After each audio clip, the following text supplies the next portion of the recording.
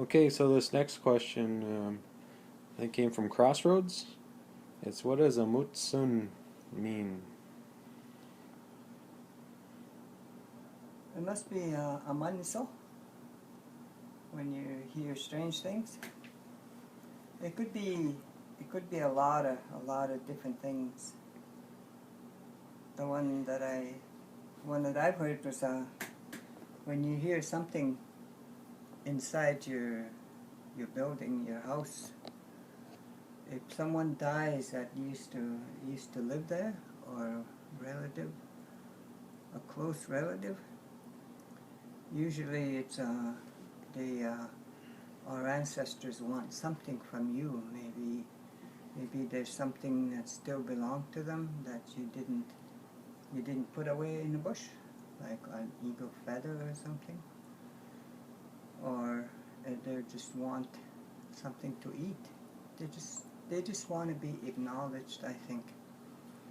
When you feed them, you put food in the fire, and that's how they get whatever you want to give them. Sometimes tobacco, or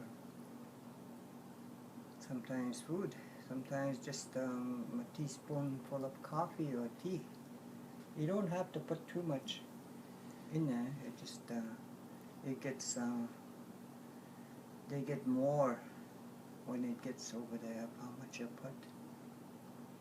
There are a lot of different ways you can amaniso.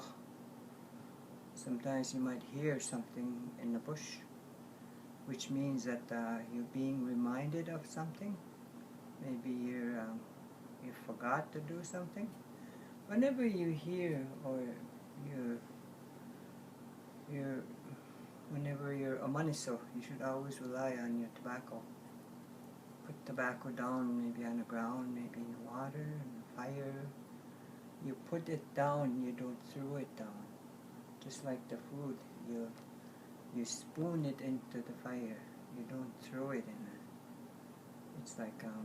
It's like feeding, really feeding someone and giving tobacco to someone. Like when you put it by I used to watch my grandmother. She used to dig the ground a little bit with her hands, and then she buried the tobacco with leaves or something. And that's how you offer tobacco. You don't just throw it. And then again, I saw her put tobacco on top of the snow and bury it with the snow. So there's a lot of ways you can offer tobacco. And some people too, they put food in the bush or on the ground. That's another way of offering to your ancestors. You say.